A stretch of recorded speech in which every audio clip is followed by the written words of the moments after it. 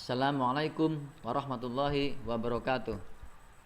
Pada kesempatan ini, mari kita belajar tentang klasifikasi benda. Kompetensi dasarnya mengidentifikasi ciri hidup dan tak hidup dari benda-benda dan makhluk hidup yang ada di lingkungan sekitar.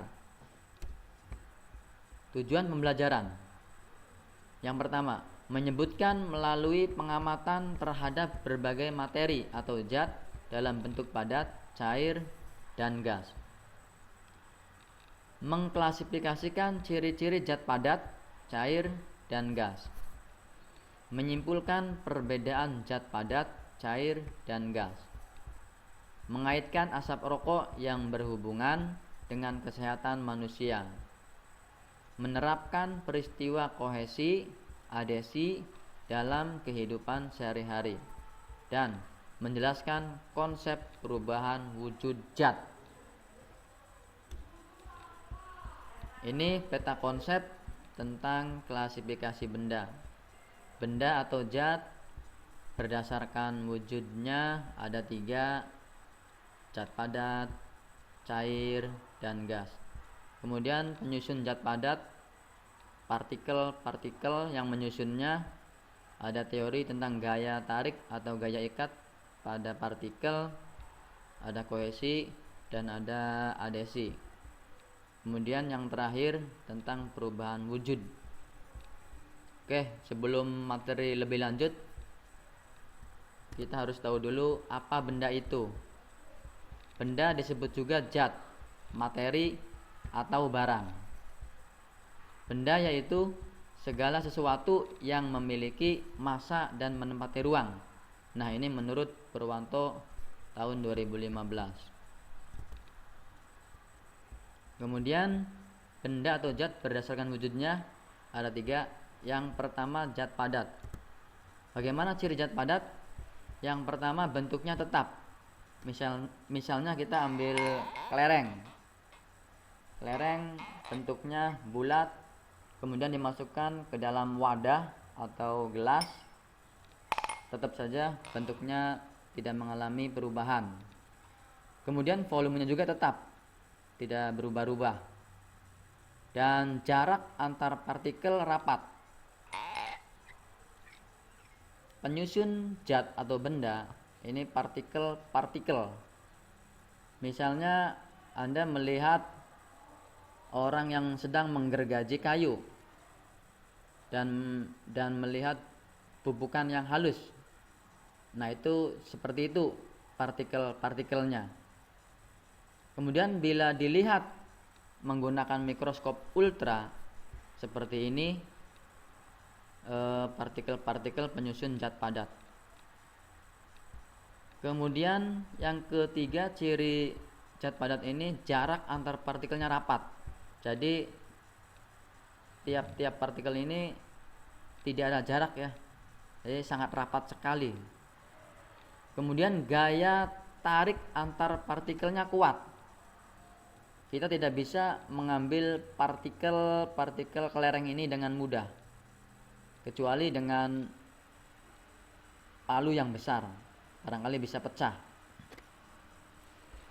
Kemudian yang ciri berikutnya, gerak partikelnya terbatas. Jadi tidak mudah sekali untuk bergerak ya, kecuali dengan diberi gaya, misalnya baru kelereng ini bisa bergerak. Nah, ini gambar partikel zat padat. Kemudian yang kedua, zat cair. Bagaimana dengan ciri zat cair? Yang pertama, bentuknya berubah mengikuti tempatnya. Misalnya kita menyediakan air, kemudian dimasukkan ke dalam tabung Erlenmeyer, ya bentuk air seperti wadahnya. Kemudian misalnya dipindahkan ke dalam gelas, ya mirip wadahnya, mirip gelas. Jadi bentuknya zat cair berubah, namun volumenya tetap ya. Misalnya ini sekian mili dipindahkan ke wadah yang lain, tetap saja volumenya tidak mengalami perubahan. Selanjutnya, jarak antar partikel agak jauh tapi masih mengikat. Nah, ini partikel-partikel penyusun zat cair ada jarak yang agak berjauhan namun masih mengikat. Kemudian berikutnya, ciri zat cair, gaya tarik antar partikel tidak begitu kuat. Nah, misalnya air yang di dalam gelas ini kita ambil partikelnya dengan tangan, maka dengan mudah ya, kita mengambil partikel air. Kenapa bisa diambil dengan mudah? Karena tadi jarak tiap partikelnya agak berjauhan, sehingga gaya tariknya juga berkurang. Ketika gaya tariknya berkurang, maka mudah untuk bergerak, jadi gerakannya lebih bebas. Nah, ini gambar partikel zat cair.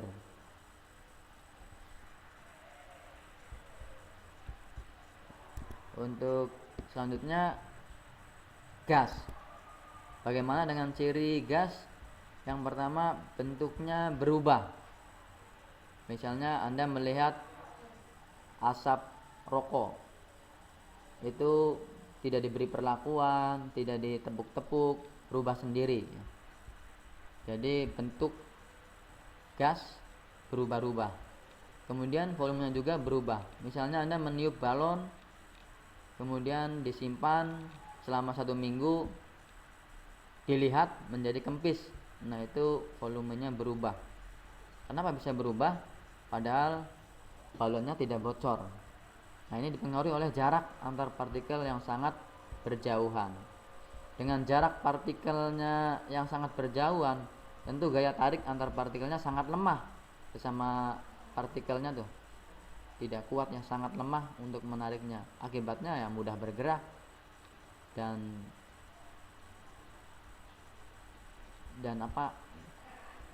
gayanya sangat lemah gitu. Akibatnya gerakan juga tidak teratur, mudah bergerak, seperti itu. Nah, ini gambar partikel gas. Nah, ini tadi asap rokok merupakan gas.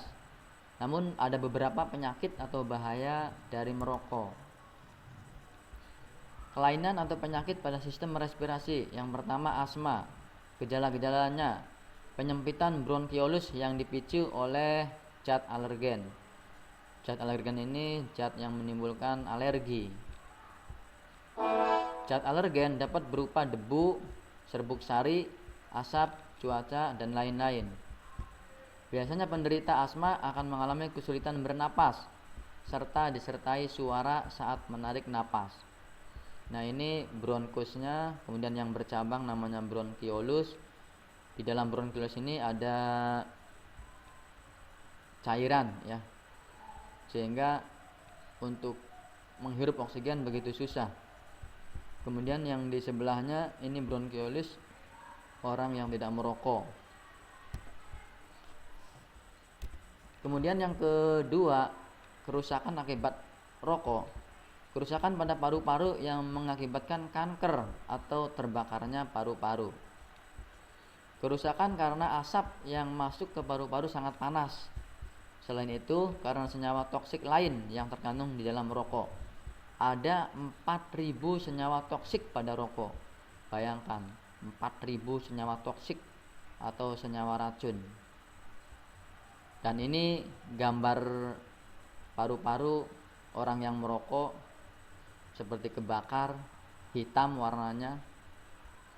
Dan di sebelahnya paru-paru orang yang tidak merokok. Yang ketiga, kanker paru-paru. Sepertiga kematian orang di Amerika karena kanker paru.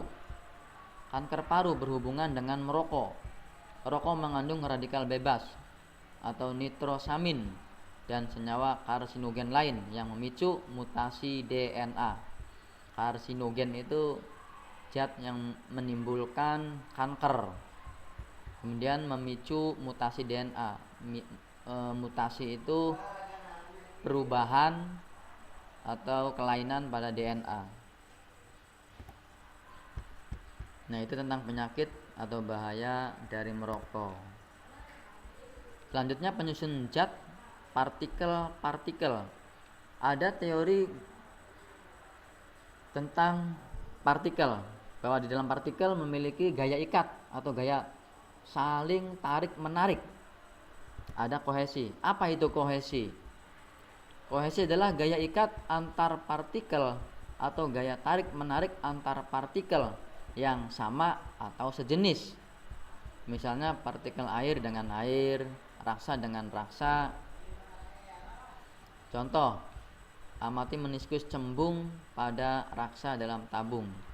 Mengapa hal ini terjadi? Nah, bila Anda memasukkan raksa ke dalam tabung reaksi, akan terjadi permukaannya cembung, meniskus cembung. Ini diakibatkan karena kohesi lebih besar daripada adesi. Jadi kohesi raksa itu lebih besar, lebih tinggi nilainya daripada adesi antara raksa dengan tabungnya. Yang kedua, adesi. Apa itu adesi? Adesi adalah gaya ikat antar partikel atau gaya tarik menarik antar partikel yang berbeda jenis. Misalnya antara partikel raksa dengan partikel tabung reaksi. Nah, ini gejala atau contoh ya, mengamati meniskus cekung pada air dalam tabung reaksi. Mengapa bisa terjadi? Karena adesi antara air dengan tabung reaksi lebih besar daripada kohesi airnya. Nah, ini seperti gambar ini. Yang A, air membentuk meniskus cekung. Jadi permukaan pada tabung kelihatan cekung karena ini dipengaruhi oleh kohesi lebih kecil daripada adesi. Jadi adesi air dengan tabung lebih besar daripada kohesinya. Kemudian gambar B,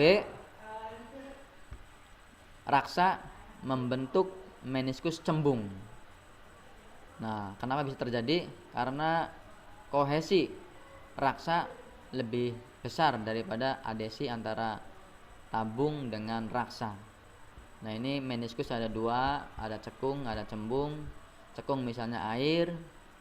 Mengapa bisa cekung? Karena kohesi lebih tinggi daripada adesi.